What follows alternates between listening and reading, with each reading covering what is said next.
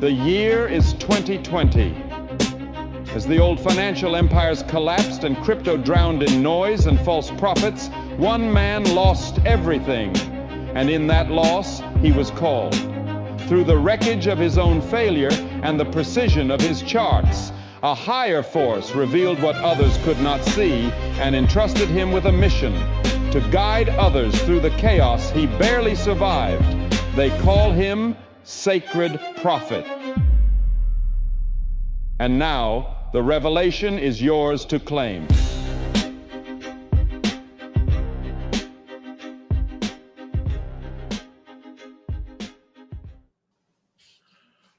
Welcome, everyone, to Sunday Fuel for August 31st, 2025, the year of our Lord. I'm one of your fearless hosts, Tom Hartman, also known as Sacred Prophet, filled with humility and humbleness coming before you today. As always, I'm joined by my Aaron in training, Peter Bad Guru Hartman, who has been my closest friend in all these years. Peter, if I were to ask you, what does a Bitcoin, K-pop demon hunters, and cave divers have in common? What would you say? They make you tingle inside? I don't know. Oh, so silly. Wouldn't you like to know? We'll find out at the end of this episode. Okay, For right tantalizing. For right now, let's go ahead and take a look at what Bitcoin's been doing over the last week.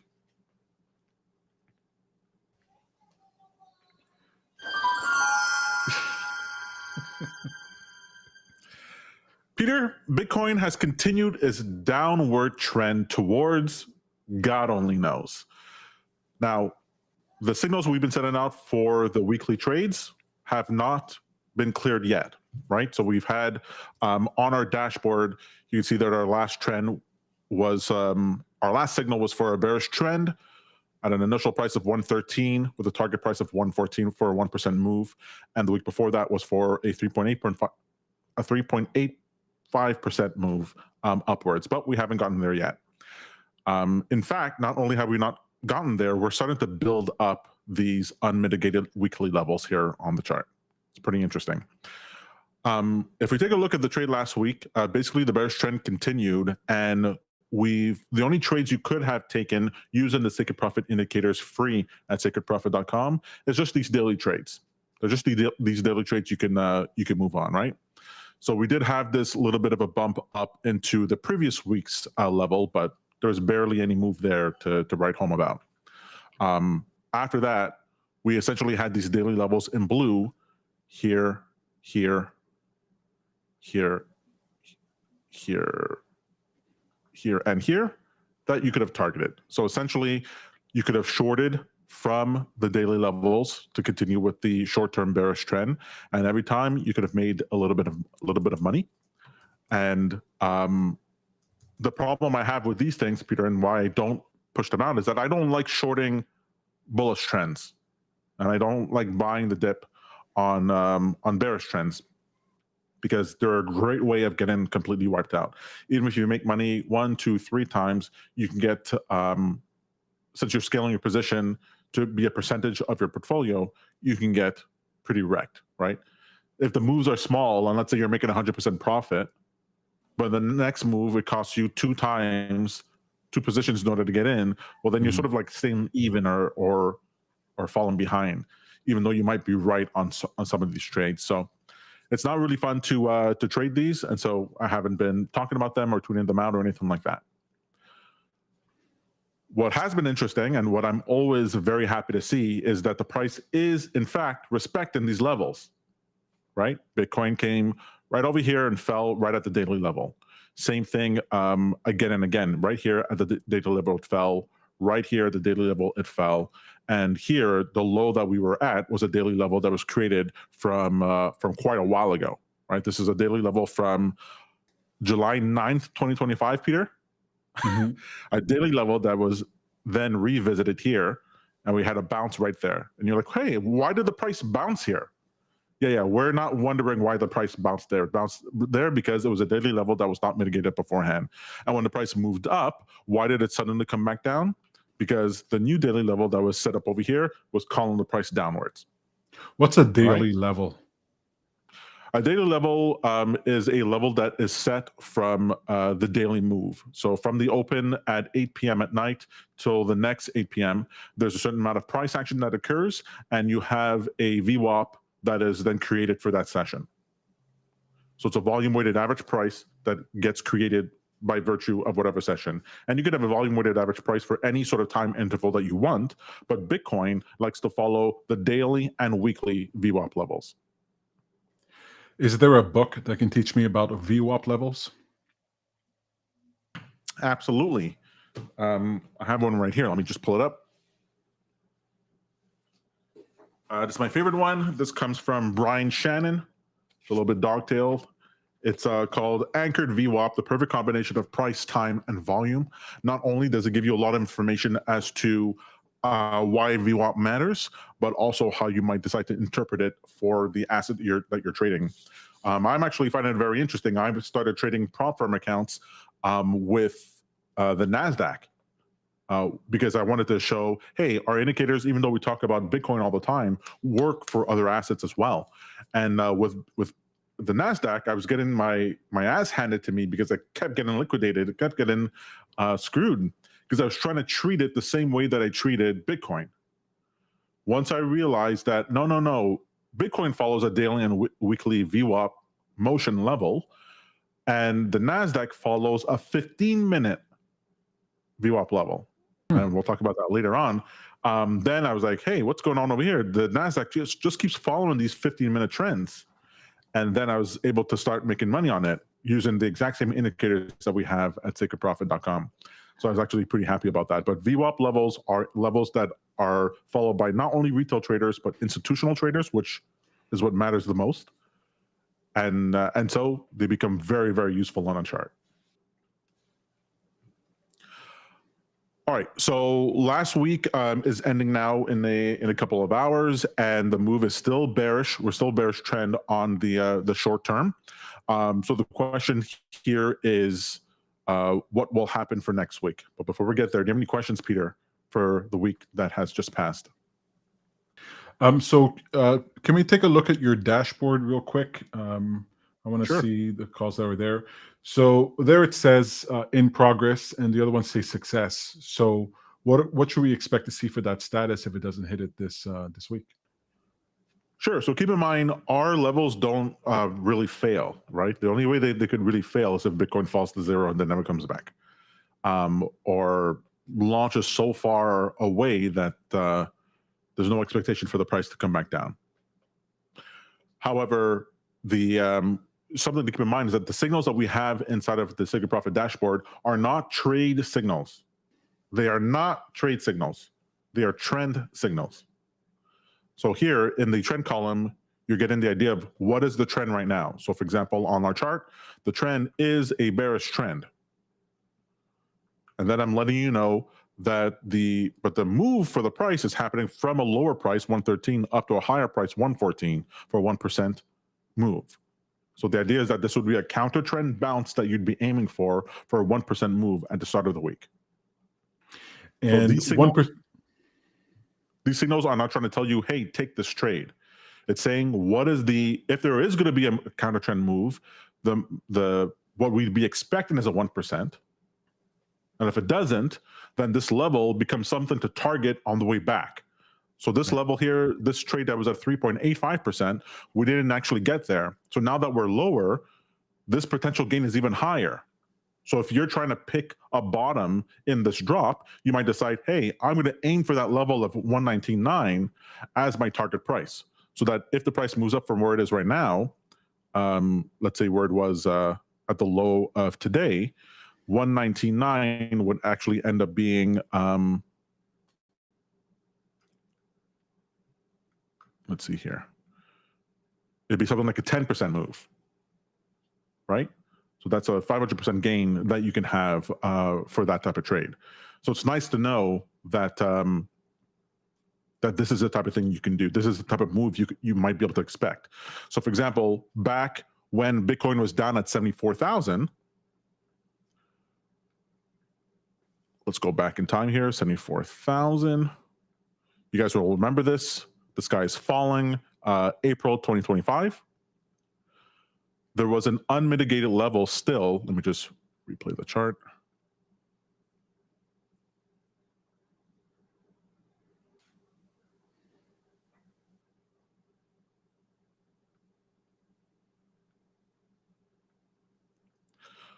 All right, here's a great example. There's a level here, there's a weekly level here at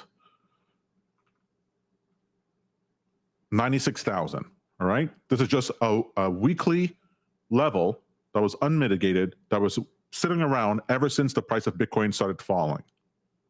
So once we actually got to a bottom, if you got into a long there, you could expect, if that's the bottom, you can expect the price will quickly get up to that level. So instead of trying to trade every chop of the way up, you could have taken this 29% move just by holding the long down here and riding it up.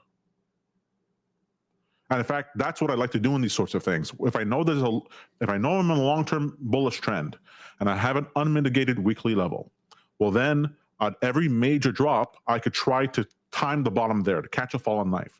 So I can get in once, twice, 3 times, 4 times, actually 5 times, and get in. I could try to get into that position, right? And so the idea here is that I would have to make, I'd have to make that back, but with this move up, riding it up, if I catch the bottom, well then I could just keep riding it up and riding it up and riding it up and riding it up. It's just a wonderful way of making them move. In fact, over here, I wouldn't have here. Back in the day when we did get this drop and we had a rise. This was a rise when Trump tweeted out that all these crypto coins are going to be added to the strategic reserve. I actually took that profit. Over here, this bounce when it went up, I actually had a stop loss here at this weekly level that was created. So, anyways, these levels become things that you can target for on the way up. So right now, I'm actually very excited for not just a week ahead, but as long as this bullish trend continues on the 1 month and the three month for Bitcoin, I'm looking for bottoms. I'm looking for signs for a bottom. Because if I catch the bottom, then I can hold that trade all the way up to 199 without a care, without a worry. So I know eventually you get to that level. Can you show your dashboard one more time? Sure.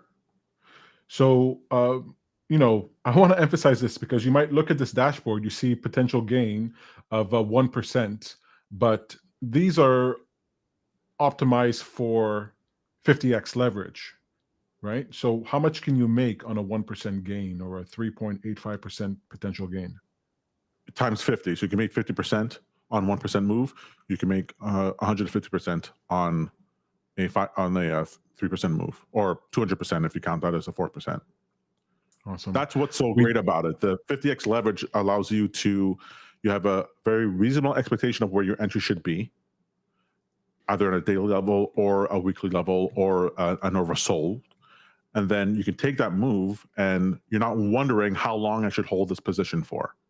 That's the part I like the most about it. One, I have a clear idea of where my entry should be and a clear idea where my exit should be, because so many times I've exited a position way before the move is over. Because if you don't have those indicators on the chart, you're like, I don't even know how far this price can go.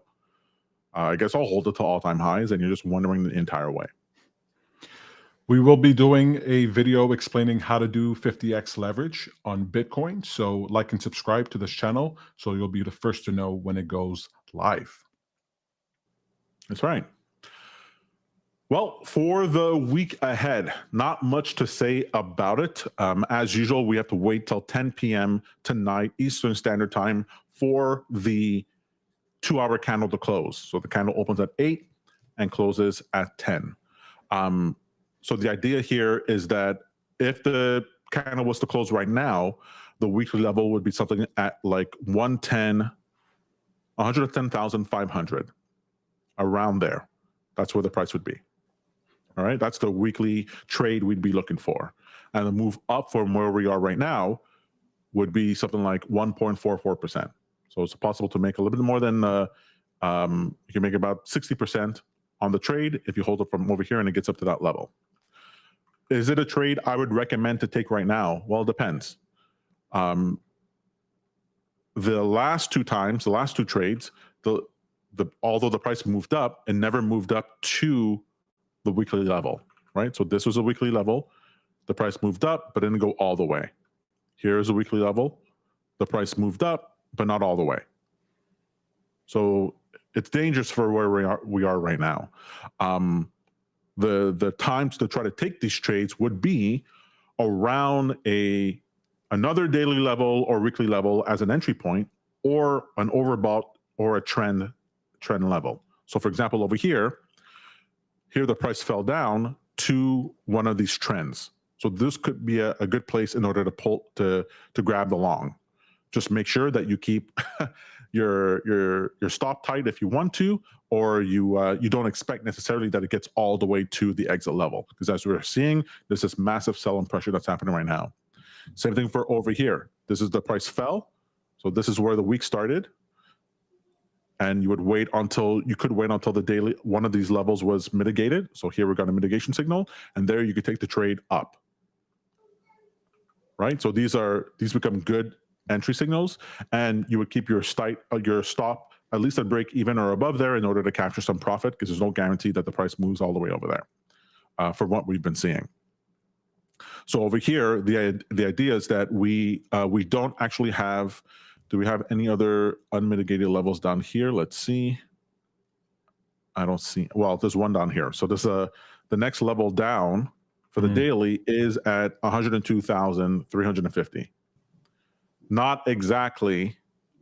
I wouldn't necessarily say set your limit order down there for the bounce for this week. So because there's no nearby levels, it's hard to say where to go. There is a trend level down here at around 105.5. So that's somewhere I might put a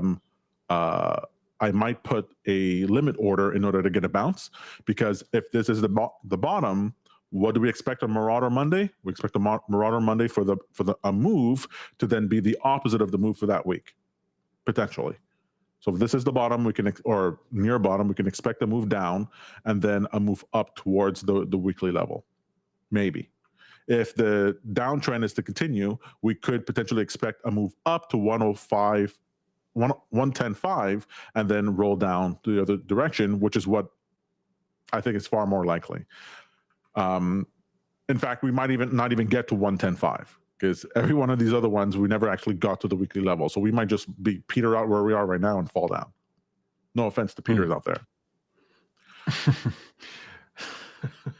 So if you want to catch a falling knife, you could try to go ahead with the bottom now. Some people are pointing out that on the 2-hour chart, these are tweezer candles. So when you have candles like this, where you have the downdraft, the down candle automatically reversed afterwards for the same magnitude and move up. Some people call that to be bullish. And since we cleared the lowest nearby daily level here and we're bouncing off of it, potentially we move higher. I wouldn't bet on that. We have a selling pressure over here at 109.8. We have a selling pressure over here at 110.7. We have a downtrend. We're below a trend. We're below a daily. I mean, there's a lot going on over here. But we'll see. There's potential for a short squeeze, but we'll talk about that in a second. As far as a weekly trade is concerned, what I'll be sending off to the dashboard is this move to 110 for a 1% move, which to me is something to write home about. If it's not at least a 2% move, I'm not really interested, because at 2%, I could double my position. Anything less than that, I'm risking, this is what they call negative RR. I'm risking a lot more than what I'm getting back. Right. All right, Peter. The mother of all short squeezes. I like this, MOAS. MOAS is a term that's been around since the GameStop days, which seems so long ago now. AMC, GameStop, the heart of the lockdowns. And the idea here is that when there is a large short interest on an asset, and the right motivation is there, right market participants are there, and then the right catalyst occurs, you can get a short squeeze that occurs, right? So that is where all the people who are short, it doesn't matter why you're short, doesn't matter how you're short, if you're short an asset, then you have to eventually, at some point, buy back that asset. Because you've borrowed that asset, you sold it to the market, you're expecting the price to go down so that you buy it back and make that difference. So all that short, no matter how much short there is, has to eventually later on translate into buying pressure. However, in a short squeeze, the reason it's a squeeze is because there's no more shorts, or there's not enough people shorting versus the bulls who are long, and they cause the price to move up to the point of liquidation levels, where the pain is too much, or the position is liquidated, and the buyback that needs to happen happens automatically. You get these buybacks that happen automatically, they get triggered, and whether the person wants to or not, their position gets cleared. And then that can drive the price up higher, which then can trigger the next guy who's short, and trigger the next guy who's short, all the way up. And we see these things on the chart all the time as these sudden bursts within the price.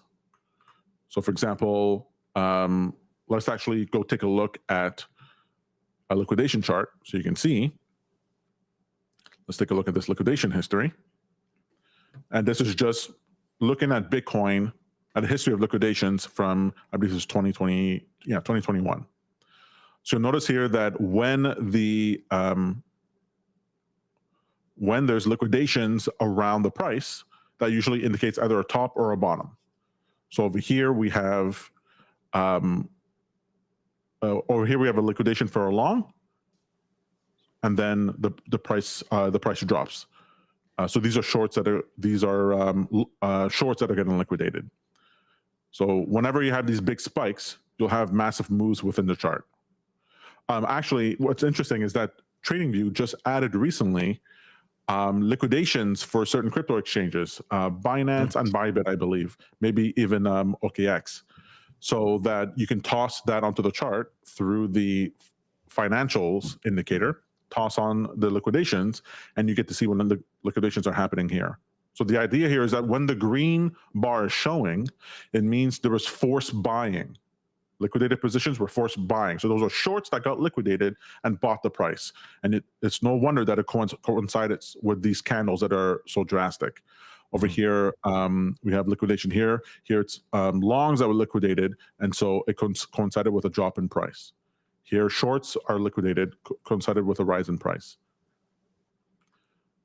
So when you have these clusters, you can get these massive short squeezes where people are forced to sell or buy. Now, why do I think that there potentially is a short squeeze happening for Bitcoin? Right. So these are the three signs that I'm looking at for a short squeeze in Bitcoin. One, there are hella shorts on Bitcoin. All right. We have here, if we take a look at CoinGlass over the last 30 days, we have between 18 billion and 20 billion shorts versus around 100 million longs. That's 20 billion shorts for 100 million longs. That means 200 times more shorts than there are longs. And of the longs, barely any. If we take a look at these, some of these other assets, other exchanges, it's something like 5 billion to 50 million. That's 100 times more. So it's between 100 to 200 times more shorts than there are longs. That is a crazy amount. All right. Two, we are in a long-term bullish trend for Bitcoin. If we take a look at Bitcoin on our chart, let's just go ahead and toss on a trend. So this is the Anchor's trend indicator you can get at sacredprofit.com. I'm going to switch this to a 3-month trend because that's usually my favorite preferred trend for Bitcoin. And we are full on bullish. full on bullish. Hasn't even switched to yellow yet. Right? Why does that matter? Because when we take a look at a long-term chart for Bitcoin, we can see that it's when we switch to yellow and then red that the bearish trend starts. All right?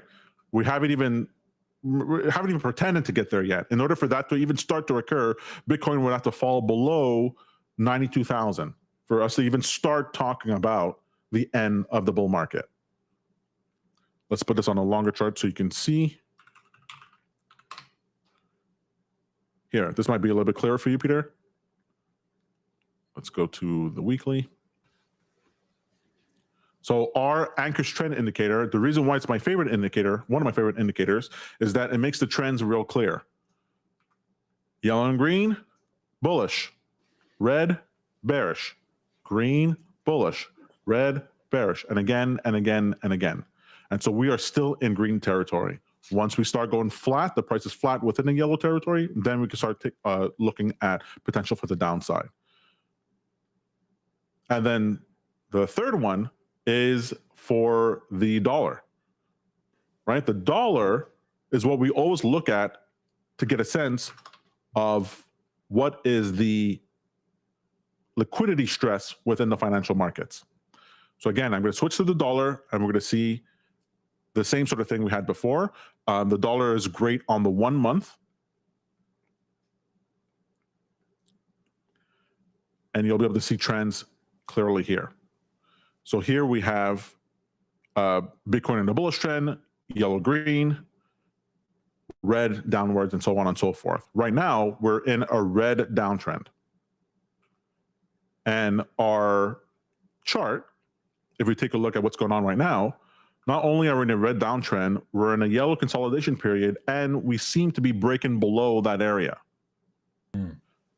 Right? That's now, good. if we were to break up, then I'd be concerned. But right now, we're not seeing that. Because the dollar, there's an inverse correlation with Bitcoin. When the dollar goes down, assets or Bitcoin goes up.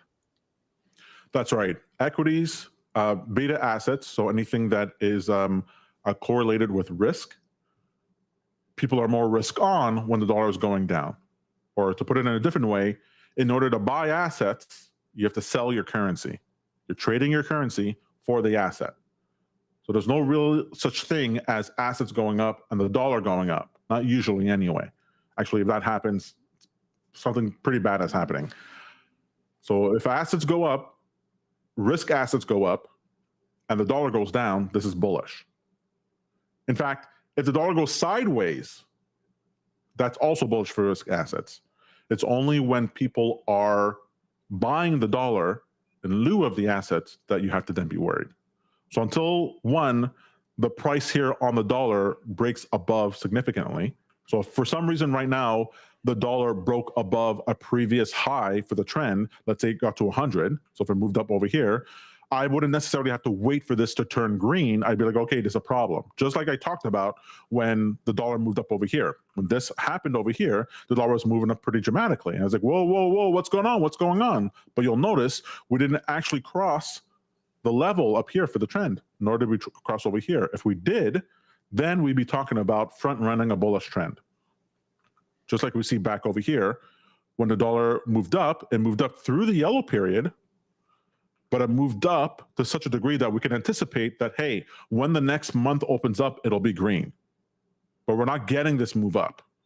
What we're getting is this preemptive move down, which suggests that the dollar not only has fell, is in a bear flag and will fall lower. And if it does, the dollar, this could be a catalyst for buyers to come in and for Bitcoin to rip. And if that happens in the middle of there being billions and billions and billions and billions of short and almost no longs in order to counteract that, well, mother of all short squeezes.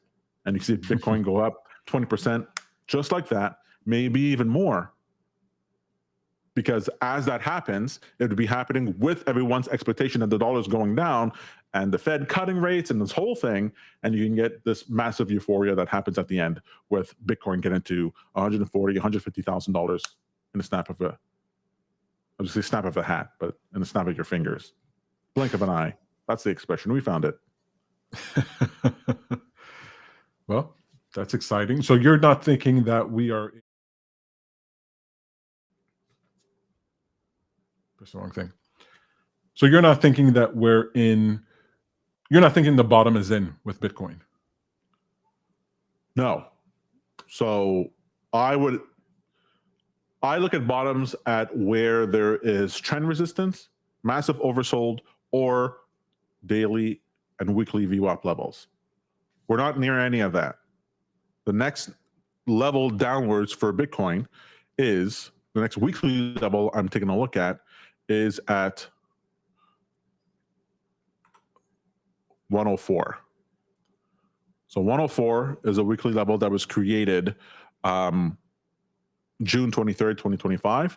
That's where I'd be looking for a bounce. And to me, it's no coincidence that it coincides with these trend levels and with one of our long-term trends coming up. So I'd expect this week we continue our downward move until we get there. In fact, that's the first level I would even begin looking for a bottom at, because there are two other levels that the price can go to and still be bullish trend long term, and that would be 92,000 and 84,500. Now, that 84,500 level is about to get mitigated by price. Remember this, Peter, back when 74,000 got crossed by the yearly trend? Once it got crossed by the yearly trend, it was like, oh, okay, that level is out. We're not going to head down there until we get to a bearish trend. And we'll talk about the signs of Bitcoin topping. That's one of those signs, if you cross below that level. But if that mitigates the level, all of a sudden now 84,000 gets wiped off the books. And what we're really looking at is 92,000 as a potential downside.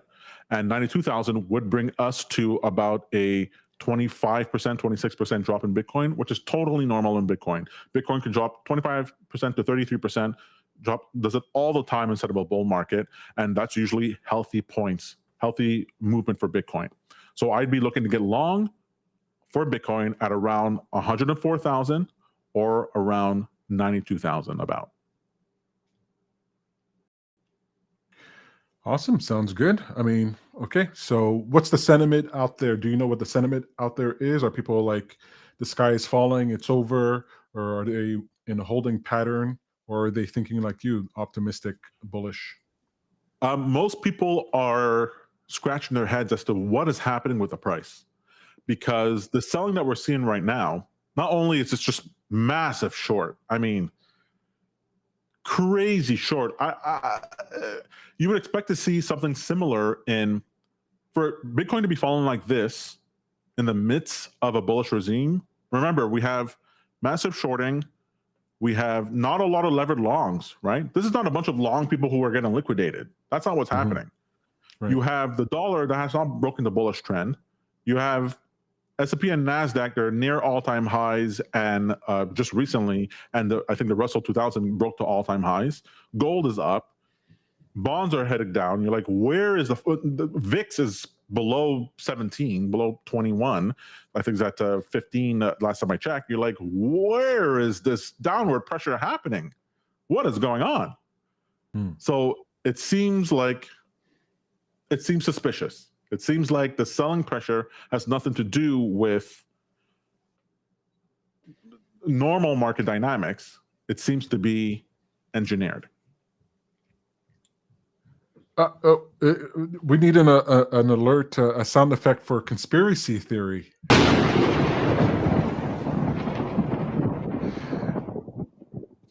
That's what it looks like. Peter, let's just go ahead and do this. Let's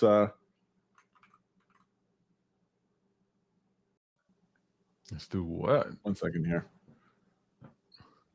Are you going to move to our financial markets manipulated? Well, I just want to point out one thing here that we didn't talk about as far as one of the signs that, hey, I think maybe this might be a short squeeze happening. And that is, if we take a look at the funding rate history, Actually, let's go over here. 1 second here, Peter.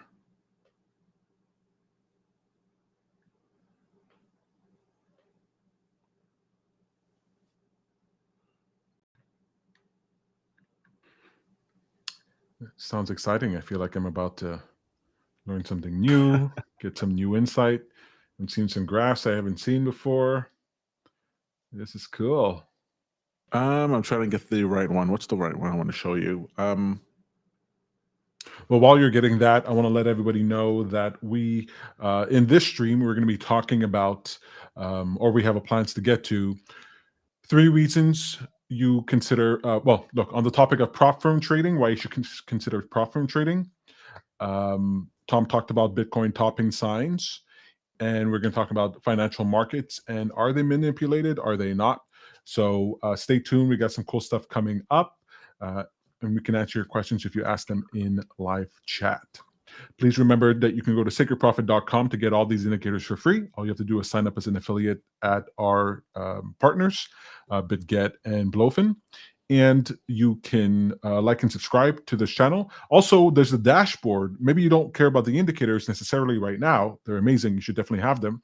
It reveals the secrets of the chart, but you get the signals that are on the dashboard. These are trend signals. They're not trade signals, but they're super useful to know where the Lord of Liquidity expects the price to go. Now, there is a question as to when. Maybe it doesn't happen in that week. That's our goal. We do weekly streams on this topic, but it's very good to know approximately where the prices are going to go so that you can be positioned accordingly. Remember, these signals and what Tom talks about, what the Sacred Prophet talks about is about 50x leverage. You don't have to trade 50x leverage, but these are optimized for 50x leverage. Why is that important? Because for not a lot of money, Bitcoin can move not a lot of percentage, but you can make a lot of profit. All right, Peter, I just want to point out this last thing here that I think it was very interesting. And this is the open interest in the options market for Bitcoin, right? So these are people who are betting in the future about Bitcoin. So whenever like a futures contract or an options contract is open, this is considered to be open interest. Because remember, these are levered positions. These are derivatives, not the actual spot asset. Now you'll notice that the open interest for Bitcoin generally, that's the chart in green here, generally follows the price of Bitcoin, right? It looks pretty much the same. They're pretty mirrored. And when we have a drop, we usually have a drop, and it sort of pulls the price down, right? So that yellow is Bitcoin? Yellow is Bitcoin, exactly. Now take a look at what's going on here right now. We have open interest that's way higher than the price of Bitcoin. Bitcoin's falling with open interest being up. It's falling with open interest being up.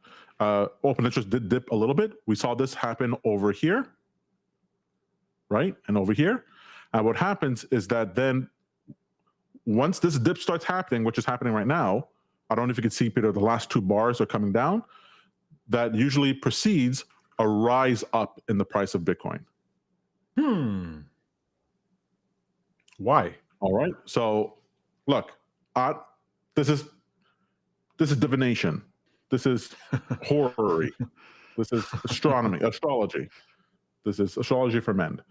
But basically what we're seeing here is that all the signs point to that we're still in a bull market and Bitcoin price does want to move up, and we'll see what happens there. All right. What is options open interest, and why does that matter here? Open interest in the option space, open interest in general is whenever someone buys a futures contract or an options contract for an asset. This is a derivative of the actual asset. Then open interest increases by 1. It means there's interest in this asset in the derivative space. And since it's not spot, right? Because someone could buy a spot Bitcoin, which just pure Bitcoin. They never have to sell it per force, right? If you just buy Bitcoin and you have the Bitcoin inside your wallet, you're never forced to sell it. Not by any mechanics of the market. But if you're buying a futures options contract, there is a forced selling sort of mechanism. One, futures, if they expire, well then they'll expire, just like options, they might expire. So there's an incentive to make money on that, to sell it soon. So if you have it, it means you're expecting a Bitcoin price to move, because you're not just holding the options contract or the futures contract. And if it's a perpetual futures contract, there's a funding cost to it. Just by holding that contract, you're paying a funding fee. And so people are not going to just pay a funding fee forever if they don't think the price of Bitcoin is going to move where they expect it to be. So when you have a higher open interest, it means there is volume, there is activity involved with this asset that is generally considered to be bullish, because there's a bullish slant towards the market.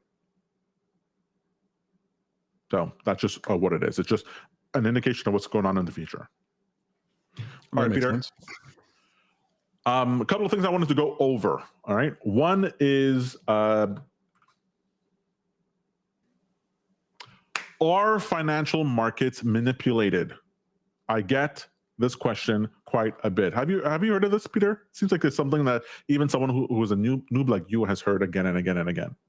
Well, I always assume that everything's manipulated. In fact, I think food is manipulated. I think media is manipulated. Look, I think my partner manipulates me. It's manipulation all the way down. Exactly. It's manipulation everywhere. And as we learned from The Incredibles 1, if everything is manipulated, then nothing is.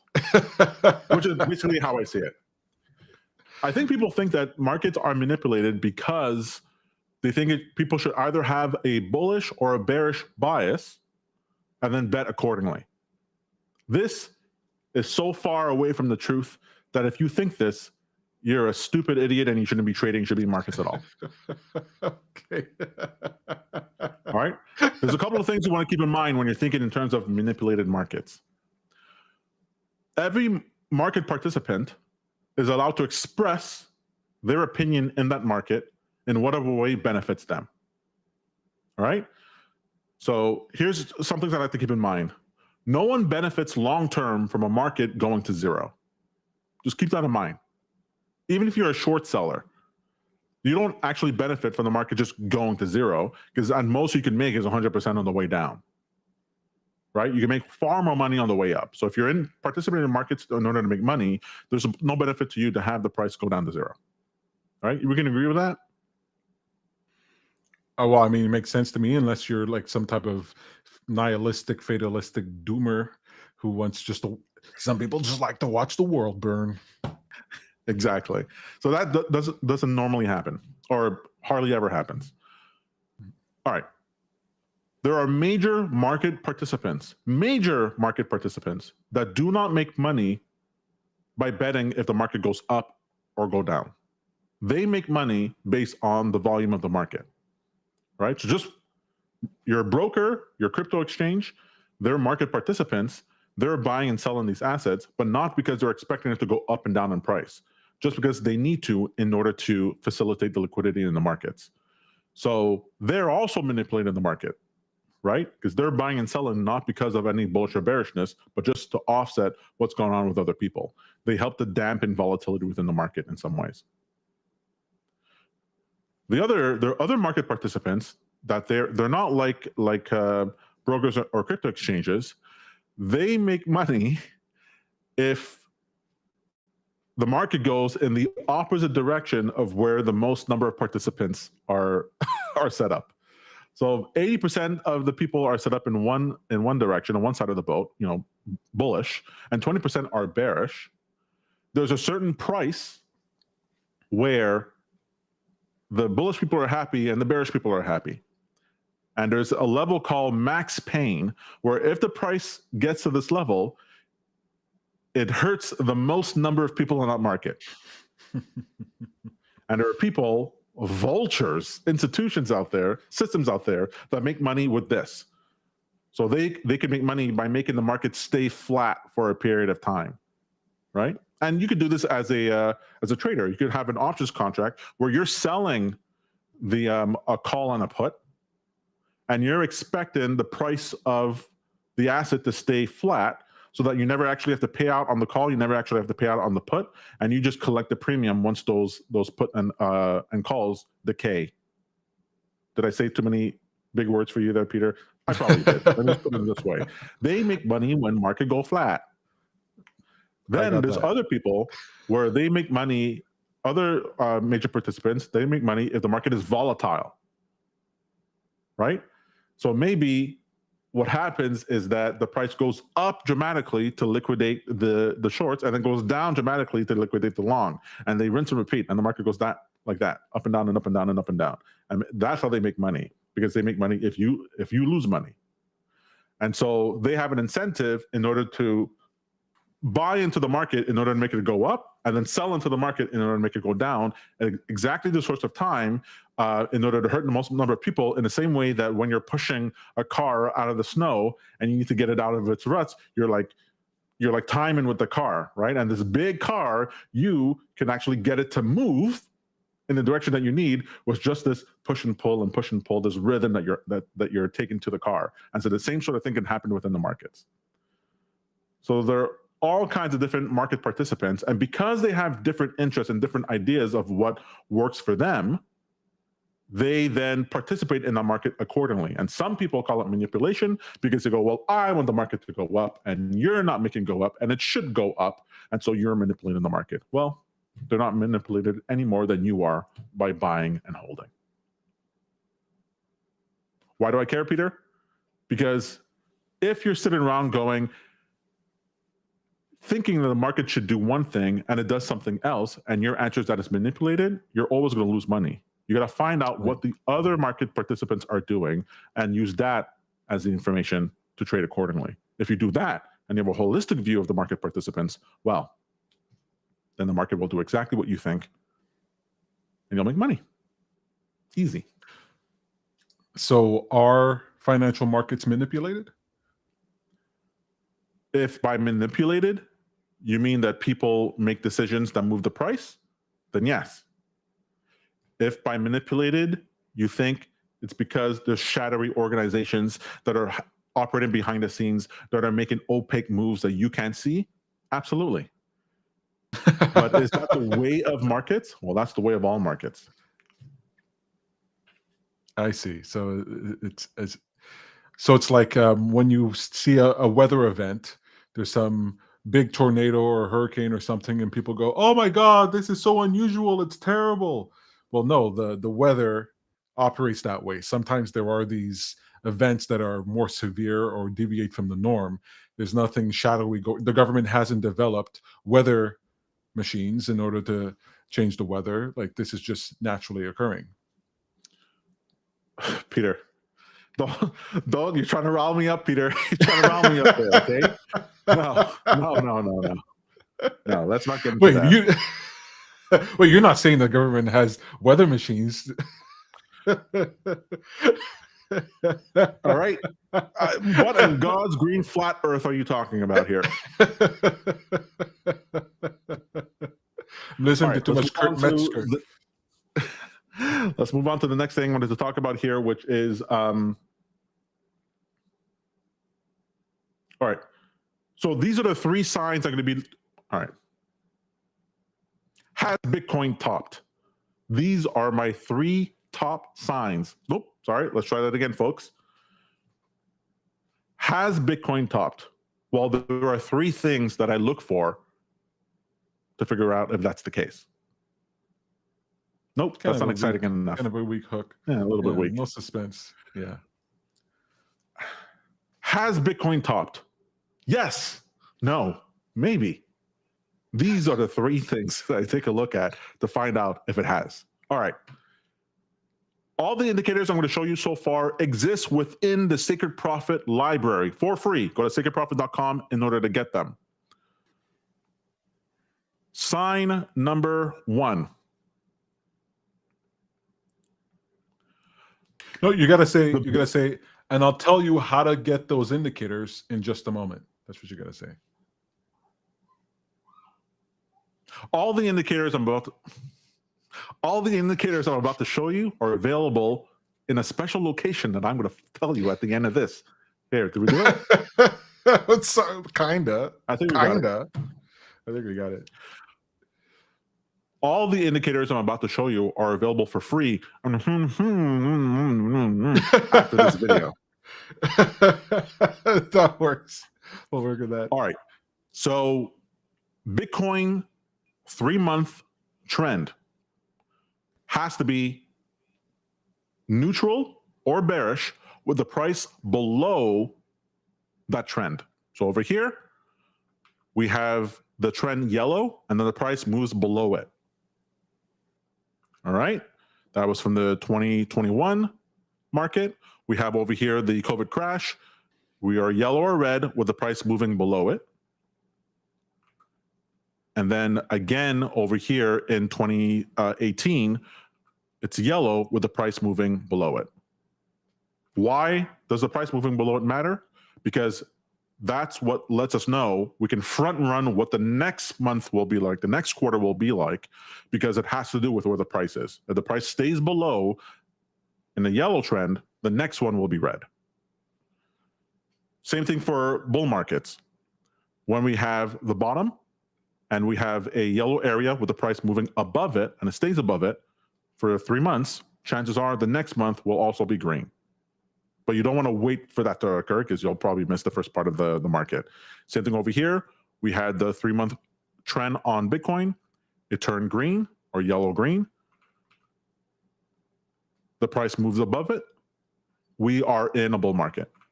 Same thing again for in 2023. Market turned from red to yellow. The price moved above it, stayed above it. Hey, we're likely to enter into a bull market.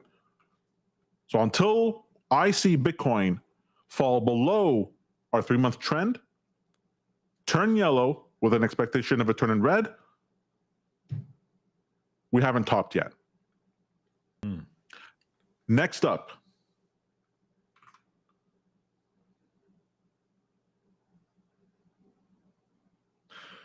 the dollar needs to break the bullish trend. So if we take a look at dollar futures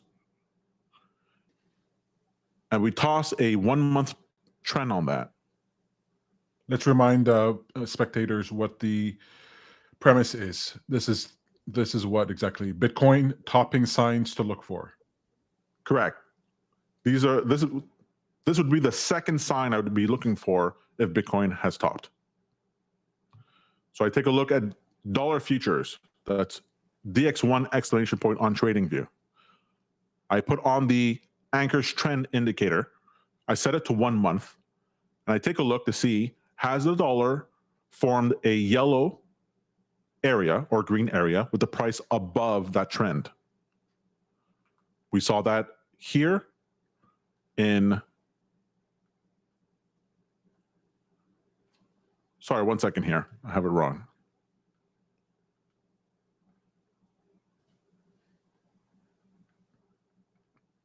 Yeah, it's 3 months. Let's do that again. The second sign I look for if Bitcoin has topped is if the dollar futures has broken out to a bullish trend on a 3-month trend chart. So I toss on trend from the anchor series. I set it to 3 months. And here, when we've turned to yellow to green, and the price has moved beyond the yellow area, that tells me that there's going to be potentially a trend change. So we see that all the time. This is an area where it switched from yellow to green. Here's a switch from yellow to green, down here from yellow to green. And those things usually occur with a top in Bitcoin. Not all the time, but it can. And then finally, my third secret sauce sign that Bitcoin has topped has to do with financial conditions.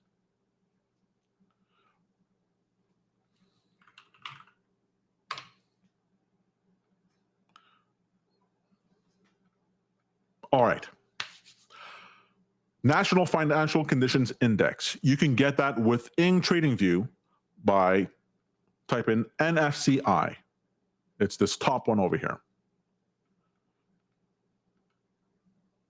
And that will give you this chart at the bottom of the screen.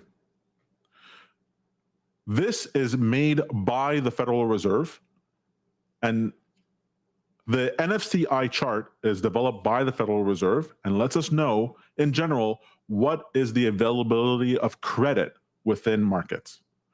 When this line goes up, bad things happen. When the line goes down, good things happen. And you'll notice that it is inversely correlated with Bitcoin. So when Bitcoin goes up, NFCI is going down. And vice versa, when it's going down, NFCI is going up. And when the trend changes in NFCI is when you want to be looking for that top in Bitcoin. All right? There is an indicator we've added to our library called Flow that helps with this. I'll throw on Flow, which has a lot more information than we need right now. So let's just only show the trend information. And you'll notice that these red signals, these red arrows, are coinciding with new highs in NFCI. Remember, when NFCI goes up, this is bad news. So over here, within our trend, we're in the yellow area with a red signal that shows up, which is pointed to a bottom in NFCI. This is a sign that Bitcoin has stopped. We see it again here, where NFCI bottomed, started rising. We had a sign over here, this red. We even have another red over here. These are signals of a top in Bitcoin. And my favorite one over here, this is in November 2021. We had a signal, a potential top in a yellow trend. NFCI is rising. And Bitcoin fell. So what are we looking for in the future? Well, right now, NFCI is still falling. We have a new low even for NFCI. So I'm not worried about a trend change just yet. Our trend is still green, not yellow, and the price hasn't moved beyond it. So right now, none of the signs for a top in Bitcoin are firing. But I can guarantee you that when they start, I'm going to let you know. Why haven't I seen this before? Peter, I don't always know where you are, where people are, okay? I'm busy making these tools, making money, learning how to deal with markets, listening to the Lord of Liquidity. I don't have time always to be dealing with the small-minded people. The only reason I'm talking about it now is that someone asked me about it. So if you want to know more about it, people got to ask me questions. I'm not sitting around all day long, Peter, trying to figure out, I wonder what people want from me. I got stuff to do. Okay, fine. But it was a pretty powerful chart there, and it showed you a lot. Yeah. Well, look, I got to get ready. I'm going to be streaming on Price Action Live. This is for Traders Posts. I'm going to be trading prop firm accounts. It's pretty fun. Actually, I'll just do that really quick. I'll just do the prop firm thing real quick. I just want to bring this up. Prop firms are a way for you to trade without actually trading your own money directly. So these are 3 reasons to consider prop firm trading. Number 1, you have a limited downside with asymmetrical upside. What does that mean? Well, you're trading someone else's money. So all you have to do is pay a certain fee for that account. In my case, I pay $50 per account, and I get to trade up to $50,000 worth of cash. Really, you have a max drawdown of $3,000, but I have access to someone else's capital. Now I have to maintain these risk parameters. I have to be careful with how I'm trading, because if I fail too much, that account will be lost to me. But then all I had to pay was the $50 initially to create the account, and then another $150 in order to maintain the account after my evaluation period. You can find all that kind of information on the prop firm site, and all kinds of different prop firms have different rules. But suffice to say, your downside is totally capped. You cannot lose more than the money that you put in to open up the account. Second, because the rules for maintaining your consistency, for maintaining a a good history with the prop firm account is so narrow. You can't just press a button and make $10,000 in one move and go, hey, money, please. They're looking for consistent trading, disciplined traders. It makes it so that you actually have to force yourself into being a proper trader, following their rules in order to get payouts. So using prop firms is a great way of teaching yourself your trading style, what strategy works for you, and how to manage your own risk. And third, and this is the thing that has made me most excited about prop firms, is that you can open up multiple different prop firm accounts and then tie them all together using a software like Traders Post, so that the signal that you're sending to trade actually gets copied across multiple accounts. Normally, when you're trading on your own single account, you want to make a lot of money, right? So you might aim to swing for the fences. You might try to get $10,000, $100,000 in a particular period of time. And so you'll take on great amount of risk. But if you can scale that prop firm, you're just paying a certain monthly fee or a one-time fee or whatever for these accounts. Well, what happens is that I can aim for a small move, let's say a $200 move, a $1,000 move, and I know that that's copied across 5, 10, 20 accounts. And so I can actually get a payout of $20,000 to $50,000 on relatively few accounts. So you can scale out your success. There's all kinds of interesting ways of dealing with prop firm accounts that can bring in a lot of money, but suffice to say, your risk is capped, your risk is known, and your upside is tremendous. All right, that's it for me. I got to head out. Follow me on Traders Post and the Discord account. So go to traderspost.io and click on Discord there in order to see me live trade any moment now. But for now, for Sacred Profit, I'll just let you guys know, head over to sacredprofit.com in order to get free access to the indicators that we have there. That's right, it's free. All you have to do is sign up as an affiliate for one of our partners, and you get to use these indicators. I don't know how to make it any better for you. Free seems to be like amazing. Yeah, you have to sign up as an affiliate for trading, but you're doing that anyway. And if you don't want to, well, you don't have to deal with any of that. Just like and subscribe to the YouTube channel and get all this deliciousness week by week, month by month. Peter, I don't know of any better deal than that. It's a pretty good deal. But all right. Can I ask you a question? Nope, I got to get going. But real quick. I have 10 seconds. Okay, never mind. All right. Thank you, Tom. Excellent. Later. No music? I got to go. I have 10 seconds. Thanks for watching, guys. Bye.